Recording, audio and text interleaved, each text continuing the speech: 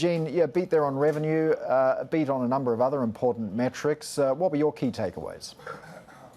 Paul, the first is just the daily active user number. That grew 5.5%. That was the fourth consecutive quarter where that growth rate accelerated, and this is a huge number. It's hard to accelerate off of a big number. It's just over 2 billion, almost 2.1 billion, which means that a quarter of the world's population visits a Meta property daily. That means that the core engine of Meta is intact. That's the advertising. And that is an example of just the reach. One other point on the reach, Zuckerberg mentioned on the call that their apps reach about 3.9 billion people monthly. That's just over half of the population, global population monthly. So first order of business is the network that they have that investors want to continue to see grow is growing faster than expected. Second is margins ticked up. They're the highest they've been in 2.5 years. They're currently at 40% operating margin, and that compares to 33% in pre-pandemic 2019. It saw a spike given all the ad growth in the early part of the pandemic. That is impressive. This year of efficiency is playing out. But you did mention something important there, and I want to focus in on. The stock was up 2.5% into their earnings call, and then the CFO, Susan Lee, mentioned something that caused the stock to trade down. Now it's down 3%, so it's had a 5% move on that. What she said is that so far this quarter, the geopolitical environment has caused some softness, and that is a red flag for investors.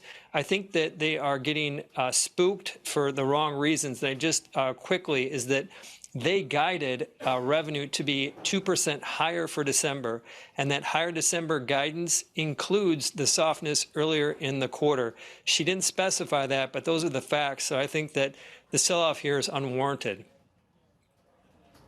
You did mention the impressive ad reach that Meta has, although the ad price has been falling. Is that a concern for you?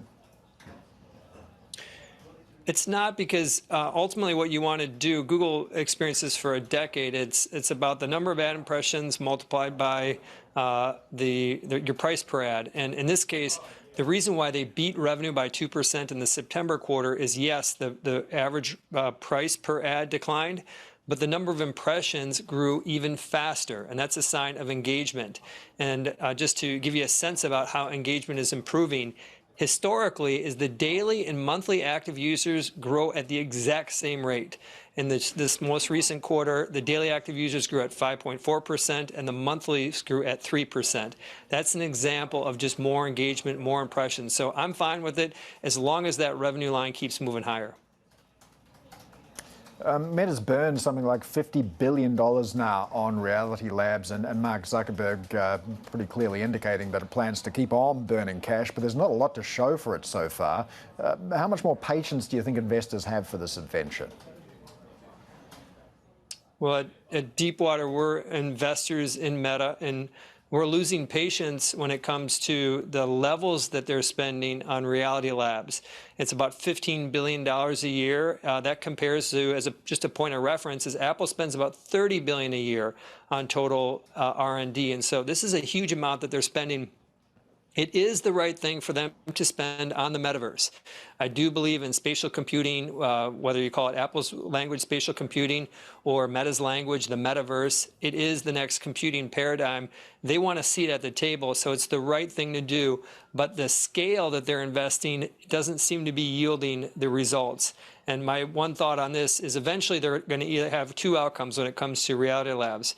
It's either going to start to get traction, and then it will pay off with margins going higher, or it won't get traction and they'll cut some of the spending and margins will go higher. So I think in either case, long-term investors should benefit. I want to talk about something that wasn't really talked about. Threads, pretty much conspicuous by its absence. This is the competitor with X, formerly known as Twitter. What's the future of this product? I think that they can get, call it a third of the global, call this a town hall product, kind of instant engagement product. I think they can get a third of that market. I don't think it can be a billion user product that Zuckerberg has talked about. They did say it was at about 100 million users. It rocketed right up within about a week or 2 weeks. It hit 100 million, fastest product ever to hit 100 million.